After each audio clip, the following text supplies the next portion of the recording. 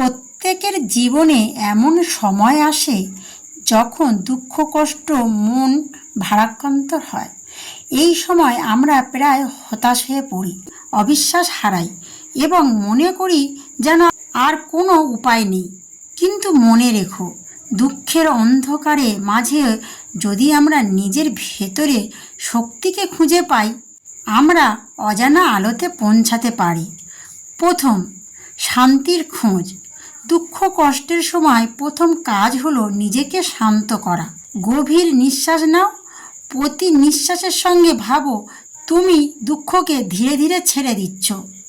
মনে করো, আমি দুঃখের মাঝে আটকা নেই, আমি আমার শান্তির মাঝে ফিরে আসব।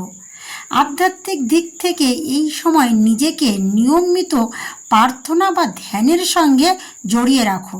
যখন দুঃখের নদী বয়ে যায়, তখন নীরবতা তোমার সবচেয়ে বড় বন্ধু। তৃতীয়, স্বীকার ও মনের বোঝা হালকা করা। নিজের কষ্টকে অস্বীকার না করো, বলো হ্যাঁ আমি দুঃখিত। দুঃখকে স্বীকার করা মানে তুমি তার বোঝা বহন করার জন্য প্রস্তুত। প্রায় আমরা দুঃখ চাপা দিয়ে রাখি, কিন্তু স্বীকার করার মাধ্যমে তুমি মুক্তির প্রথম ধাপ নিচ্ছ। দুঃখকে ধরো, কিন্তু তার কাছে বন্দী হবে না। তুমি দুঃখের সাথে বসবাস করতে পারবে, তার কাছে হার মানবে না। তৃতীয়, দুঃখের সময় নিজের শক্তিকে স্মরণ করো। নিজের জীবনের আগে যে সমস্ত সমস্যা তুমি পেরিয়েছ তার কথা মনে করো। প্রতিটি কষ্টের মুহূর্ত তোমাকে আরও দৃঢ় করে। যে মানুষ নিজের ভেতরে আগুন জ্বালিয়ে রাখে, দুঃখ তাকে ছেদ করতে পারে না। চতুর্থ, সাধনা ও ধ্যানের গুরুত্ব। প্রতিদিন অন্তত 5 থেকে 10 মিনিট ধ্যান করো। নিজেকে বলো আমি শান্তি পাই, আমি শক্তি পাই। দুঃখ কেবল অস্থায়ী, কিন্তু মনোবল চিরকাল স্থায়ী। ধ্যান একা নয়, এটি তোমার আত্মার বন্ধু। এটি দুঃখকে তোমার ছায়া বানায়, কিন্তু কখনো তোমার হিতৈষী নয়। পঞ্চম, ধৈর্য ও সময়ের শক্তি। দুঃখ হঠাৎ চলে যায় না, সময় নিতে হয়। সময়ের সাথে সাথে কষ্ট নরম হয় এবং তুমি ধীরে ধীরে নিজেকে খুঁজে পাও। সময়ে সব কিছু মিশিয়ে দেয়।